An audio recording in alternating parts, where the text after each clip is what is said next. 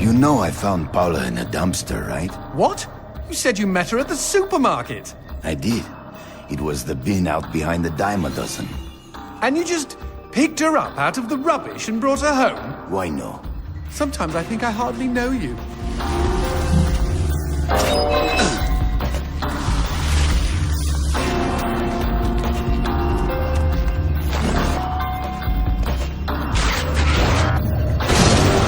What was that? I don't know, but we've got company, as in lots of. Well, if they pull up a chair, I would be happy to beat them with it.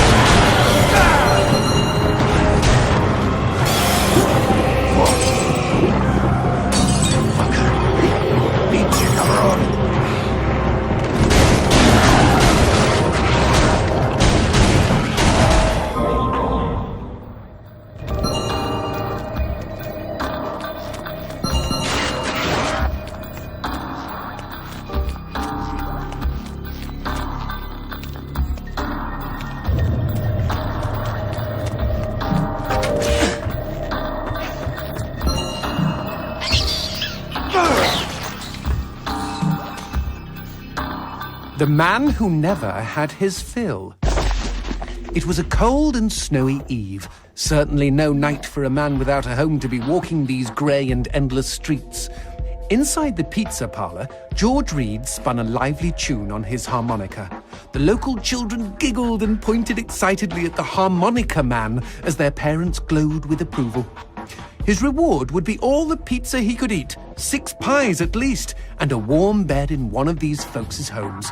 He knew they were good for it. But when he tucked in for the night, George had not had his fill. As the years and calories stacked up, most men would have got older and fatter. Yet for all he consumed, George only got thinner as he washed from town to town. Tapeworm. Tonight he plied his trade with some grannies and orderlies in a nursing home. Hoo-ah-ha! His harmonica filled the room with joy. After devouring 3 helpings of pork chops and mashed potatoes, he eyed the plate of the old woman next to him. Juice dribbled down his chin. "Go ahead, Georgie," she said. "You're such a good boy, you shouldn't have to starve." But George had not had his fill. Early the next morning, he was already on the freeway with his thumb in the air. "Where are you headed?" said the man in the truck. "Nowhere," said George. "Anywhere." It was a new decade, and tonight George played to an all but empty bar in the city. He had lost a lot of weight. Afterwards, the only woman in the joint took the stool next to him and asked him his name. The bartender leaned over the counter. "You don't know this guy, Mary.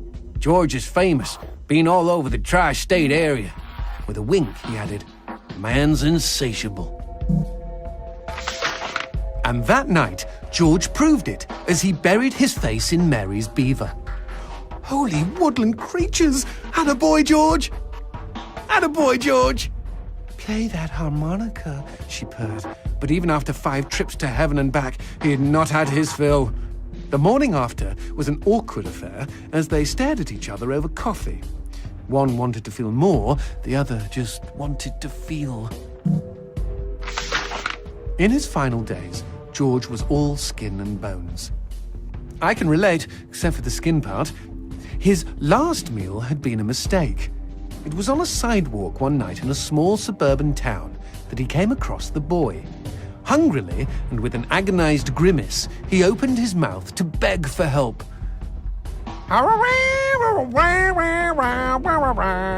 Out came a cacophony of wheezes and toots, but the boy understood. Wait, you mean Jorge ate his harmonica? Once he was alone, George Reed looked at the candy bar he held in one hand and began to cry.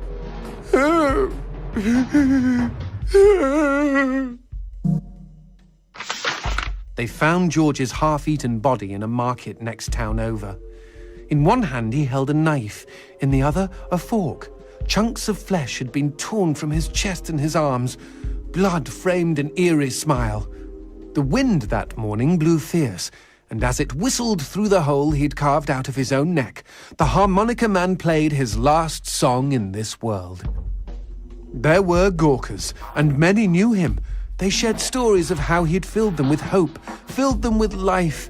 They, at least, had had their fill. Especially Mary. The end.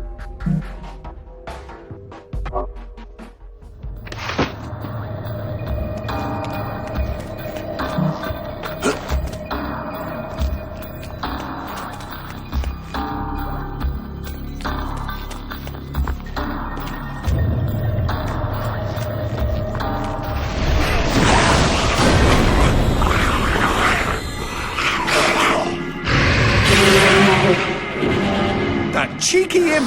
He doused our goat! Then let's put out some lights of our own.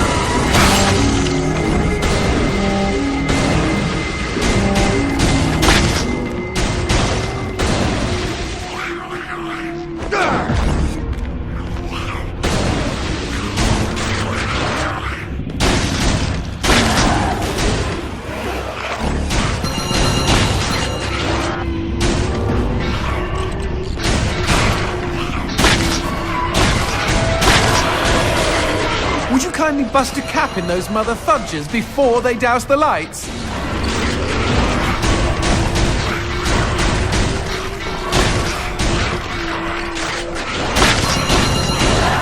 You know, we never finished talking about you kidnapping Paula. I didn't kidnap her. You hauled her out of a skip.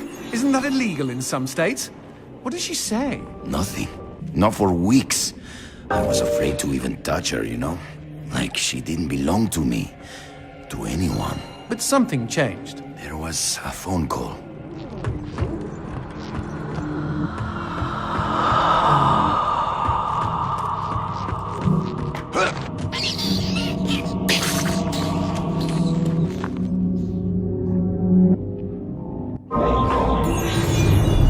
Speaking of phones, put that on hold, G. We've got company.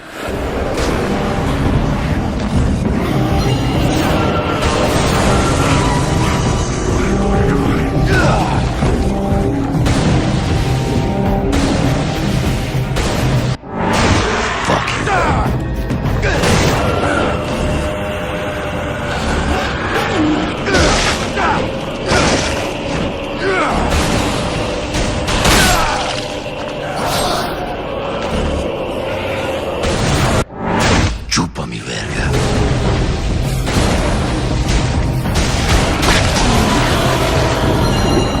Feels good.